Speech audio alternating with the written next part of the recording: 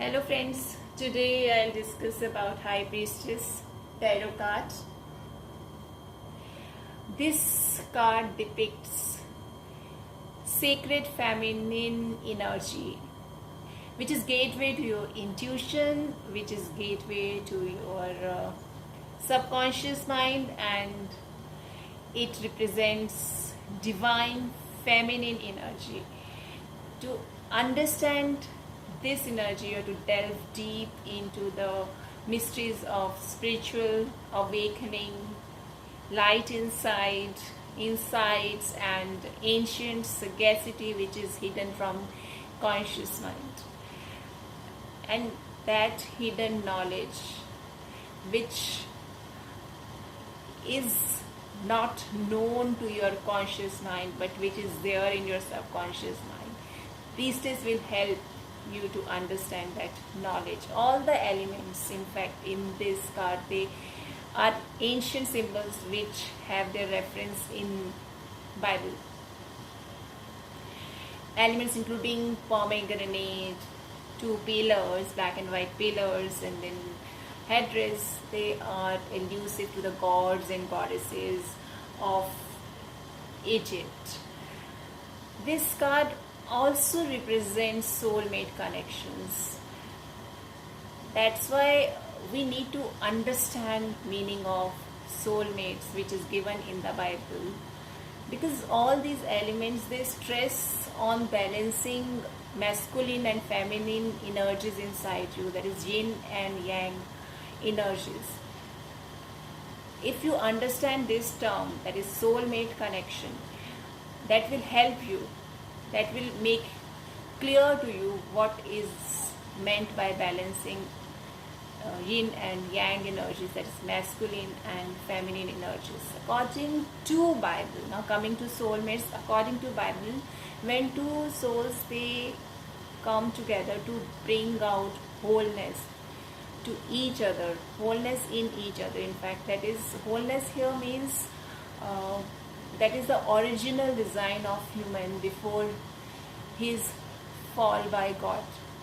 So when these two souls, they come together to bring out wholeness in each other, ultimately they unite with spirits, not only with bodies. That is, they try to make each other complete spiritual beings. So that union is true marriage between soulmates. And they are primarily united in spirits and in love. The more they are united, the more strongly they are united in their spirits, the less they are likely to concentrate on sex life. And that sex life is symbolic. Everything in excess becomes sex. So you have to balance your energies. So everything in excess is dangerous.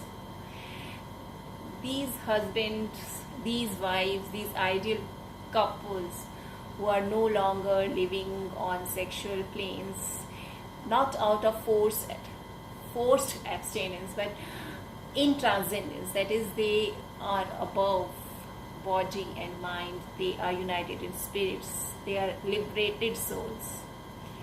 They are in pure divine love with each other. These soulmate companions in perfect marriage, even if they unite physically to propagate spiritual children, that is, to bring spiritual good souls to this earth, they are primarily engrossed and engaged in love for God. All those harmonious marriages that are without the realization of the gods, they may be moral, they may be ideal socio-religion relationship, but they fall short of spiritual soulmate kind of marriages, which has its end in liberation in God. These relationships, which are spiritual marriages, they are liberating in nature. They don't bind you in relationships. And marriages without spiritual love, they just like, nature's law of animal union, and they are not divine connections. As these soulmate connections, they are spiritual in nature, they are not physical in nature. Therefore, it is not required for them to come together in marriage partnership in material physical world. And mere chance meeting of soulmates, they fill them with fulfillment, sense of completion and love, and it vanquishes the need of physical union, because they have been evolved through their past lives. Soulmates living in different parts of the earth, or one living on earth, other in astral world, they also sometimes they come together in a liberating union of love of God. These connections are liberating in nature, in the sense that they don't bind each other. They are balanced connections. They don't bind each other in karmic debts. In wrong marriages, people, they get bound and they come life after life here just to clear those debts. In order to attract right kind of soulmate, you have to balance your energies, your negative and positive energies both. That is masculine and feminine energies. Here, feminine energies, they denote negative energies, and masculine energies, they denote positive energies. It's all there. They have described it that way, I don't know why. But all active energies, they are associated with masculine energies, and all passive energies are associated with feminine energies. You can understand this concept with the help of your chakras too, that this sacral chakra, that is Swadhisthana chakra, it represents your emotions, it governs your emotions, and you need to balance this chakra. All negative and positive emotions, they are controlled by this chakra. Negative emotions like hatred, jealousy, greediness, possessiveness, and many more such energies. So you need to balance your emotions. Even if you are having these energies in you, everyone is having negative emotions, negative energies, but you should know how to use them positively. For example, anger, you should show your anger to reform people, and if you should use your hatred, you should hate everything negative around you, and jealousy you should use to improve yourself. You can make positive, you can use your negative energies positively here. That is called balancing. Sometimes positive energies which you think they are positive, but excess of everything is bad and excess of everything is sex here. So if you show love in excess, that would also be stifling in relationship, that would lead to negative energy of possessiveness. And sometimes you are giving more and more in your relationships, you are kind hearted, so in a way that you are not taking care of yourself, that is also harmful. So you need to balance your energies here, and if you don't balance, then you will harm each other, you will show negative behavior in relationship, and that will be binding, that will make you bound in karmic debts. So you have to come again and again to clear those debts, You will have to go through whole process of karmic relationships, life after life. That is not desirable. Excess of everything is sex. That is symbolism. So sex is the symbol of excess of negative or positive energies both. These males and females, husband and wife, ideal man and woman who have balanced their energies, who don't or no longer they live on sexual plane, they develop some kind of spiritual magnetism and they attract their right soulmates on earth, on the plane of earth, or in the plane, in the dream plane, or in astral plane, or in the plane of that conscious vision which you experience in deep meditation.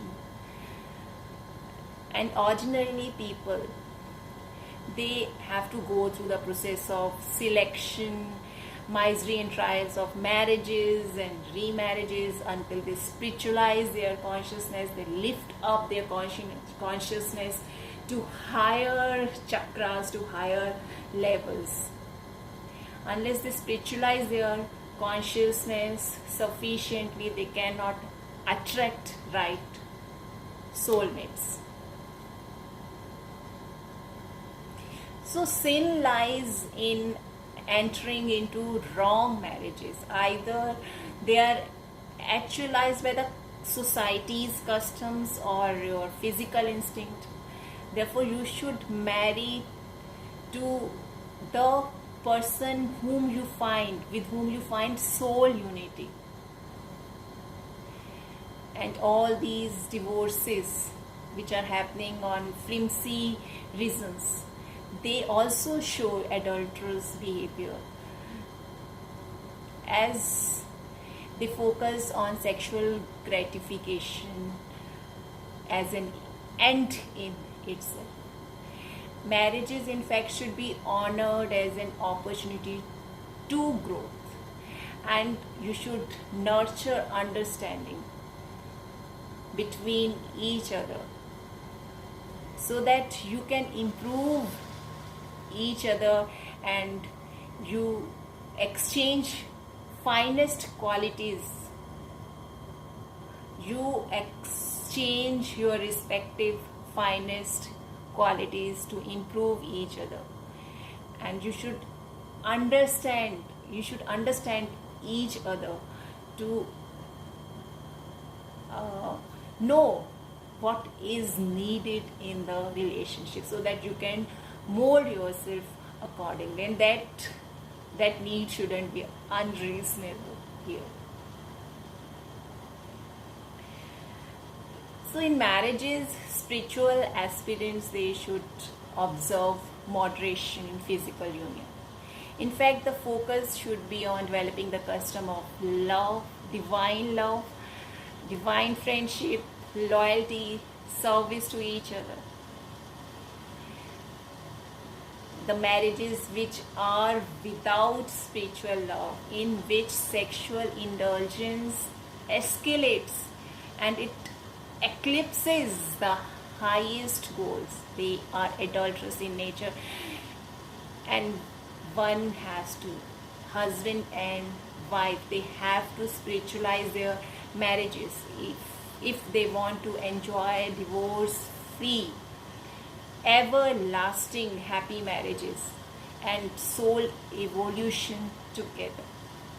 All these socio-religion relationships, all these socio-religion marriages, they cannot free you from the sin of adultery.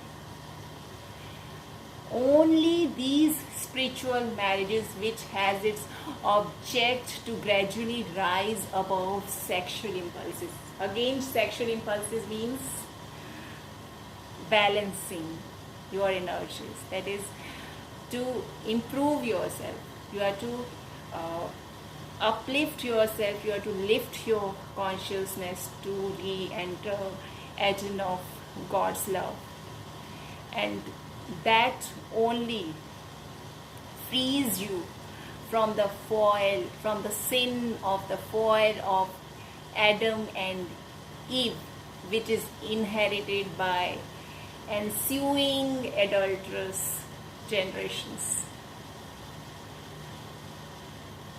So whole concept requires you to uplift your consciousness, to balance your emotions, to concentrate less on physical union, and to balance in a way feminine and masculine energies inside you. I hope this concept is clear. Thank you.